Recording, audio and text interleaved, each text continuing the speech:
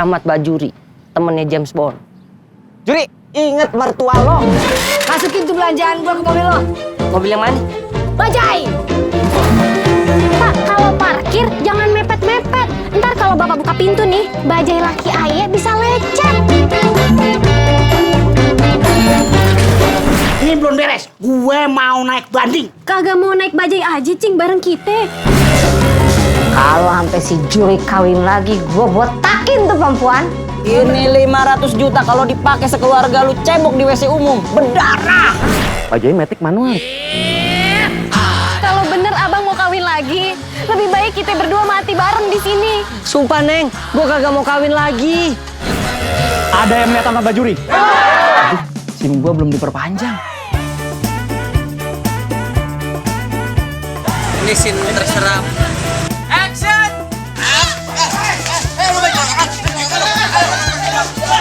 Itu becek tuh. Lu jatuhnya nggak gocok bobol. Lu pegang. Saya dan Dika berperan jadi Dimas dan Bambang. Kita harus membangun chemistry yang kuat. Itu tidak terlalu sulit karena memang saya dan Dika ini sempat satu apartemen. Akhirnya kita bisa menjadi Dimas dan Bambang yang ada di film. Bambang ini adalah orang yang sedikit telat mikirnya, bisa dibilang bodoh. Jadi apa-apa yang gue lakuin itu selalu salah. Membuat sebuah film komedi itu sangat sulit. Lebih gampang membuat orang nangis daripada membuat orang ketawa. Bagi kita sih lucu, tapi bagi orang lain kan belum tentu gitu. Jadi sebenarnya tantangan yang paling utama adalah bagaimana kita bisa menjadi lucu. Banyak action bajai-bajai juga di film ini. Semuanya dibabat sama dia. Ada tukang jualan lah di atas jembatan, ada tukang kerupuk yang mau ditabrak sama dia. Baru mau naikin sepedanya ke atas, lewat lagi, cebur lagi. Pernah gue jatuh dari bajai 2 kali. Yang satu cuma miring, yang satu miring banget, sampai jatuh ke bawah. Saya orang Sunda suruh memerankan tokoh Betawi. Yang saya khawatirkan awalnya itu soal logat. Beruntunglah karena di lokasi ada orang yang Betawi asli yang bisa mengawasi. Orangnya asik-asik banget, seru-seru banget. Banyak stand up komedian juga yang terlibat, di mana mereka sangat lucu-lucu sekali dan membuka diri. Dan itu membawa suasana syuting yang menyenangkan juga. Masuk angin si Ucup, nungguin party pulang dugem. Maaf, bukannya season tahu.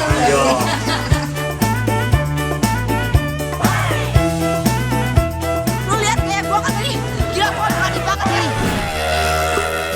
Chemistry antara pemain saya rasa udah ada karena kita sudah sering ketemu di film-film yang sebelumnya. Itu yang saya selalu usahain untuk bikin suasana yang enak di lokasi. Itu yang paling utama, yaitu mood. Kalau mood udah hancur, itu mau acting sejago apapun juga tetap akan kelihatan. Pokoknya semua pemain itu deket gitu. Kita kalau misalnya nggak tag, kita saling ngobrol. Jadi pas untuk mendapatkan chemistry-nya juga gampang, nggak susah. Buat chemistry sendiri gue, Bajuri sama Oneng ini nggak terlalu susah. Karakternya itu kebangun sendiri, itu udah alami terjadi sendiri. Karena Eriskanya berhasil memerankan Oneng ini. Kesulitannya itu karena saya buka kacamata. Itu jadi saya sepanjang syuting nggak ngelihat jelas. Itu ada adegan naik motor. Untung naik motornya sebentar. Kalau naik motornya jauh, wah bisa nabrak. Di lokasi nggak ada ngerasa canggung bahwa dia lebih senior atau apa. Jadi saling ngisi aja. Overall sih berjalan lancar dan nggak ada permasalahan yang terlalu berarti sih. Pas reading gue baru kenal sama Aco. Menurut gue dia orang yang seru, orang yang asik, gampang diajak bergaul.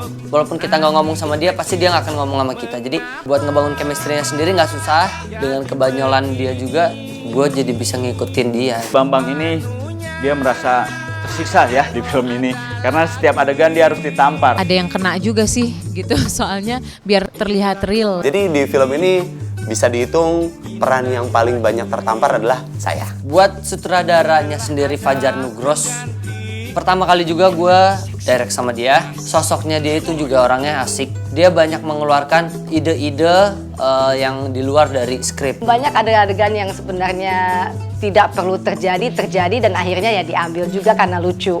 Kayak jatuh, masuk ke dalam got gitu, banyak banget. Balik. Juga ya setengah. Tali gigi tadi mundur. Gigi mundur. Kalau mundur. Terus pas dimajuin, udah.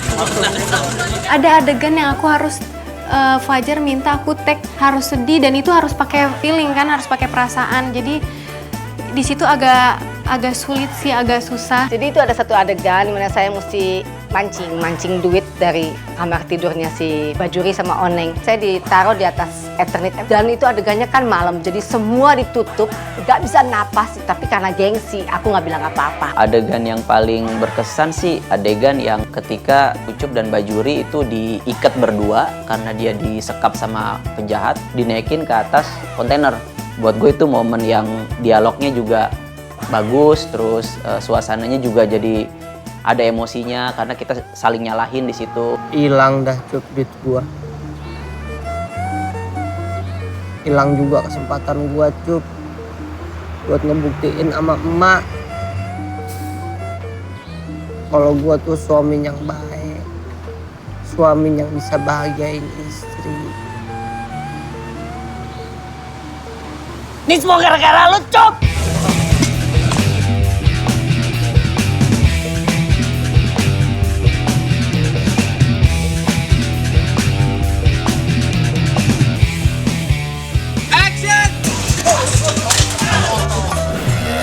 Setelah beberapa produser coba untuk memproduksi film ini, mereka akhirnya mundur. Akhirnya Pak Parwes dari Star Vision yang memproduksi film ini. Kita percaya banget sama Pak Parwes karena pengalamannya sangat banget. Dan kemampuan Pak Parwes untuk membaca mood dari penonton dan audiensnya cukup tajam. Jadi kita percaya.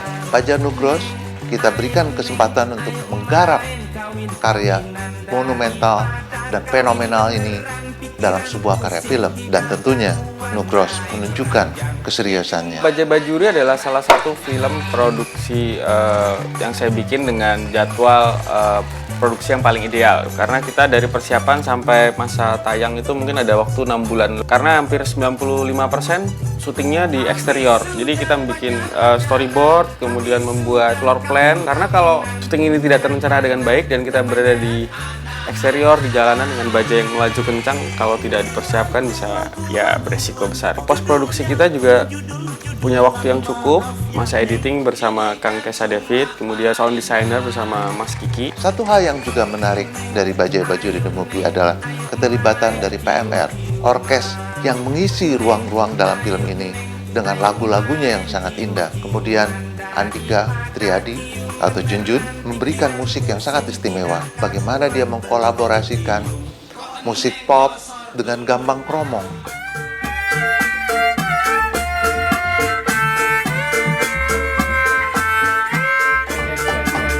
Lagi Mas Heru.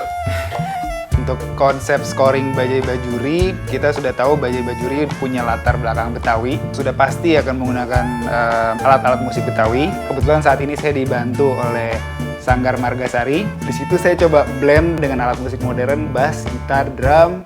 Saya coba gabungkan juga dengan orkes. Semuanya nyemplung deh jadi satu di film ini. Udah nggak ada deh musik mungkin seperti ini itu di scoring film-film saya sebelumnya. Satu tantangan tapi memang bikin saya sangat excited untuk mengerjakannya. Saya di film Bajai Bajuri The Movie ini adalah sebagai timnya Andika Triadi, yaitu sebagai mixing mastering engineer. Apa yang saya lakukan itu adalah mengcombine semua instrumen yang dipakai oleh Andika. Saya sih berharap penonton juga ikut antusias nonton film ini, terutama dengan suasana yang coba saya bangun lewat musiknya. Jadi saya pengen semuanya yang menonton ini juga terhibur lewat musik saya. Bajai Bajuri ini juga setelah selesai melakukan pasca produksi di Jakarta dibawa ke Bangkok, ke Kantana Studio, di mana kita melakukan proses finishing semuanya untuk menyempurnakan sound dan menyempurnakan gambar supaya penonton kita di Indonesia benar-benar puas dengan hasilnya di bioskop.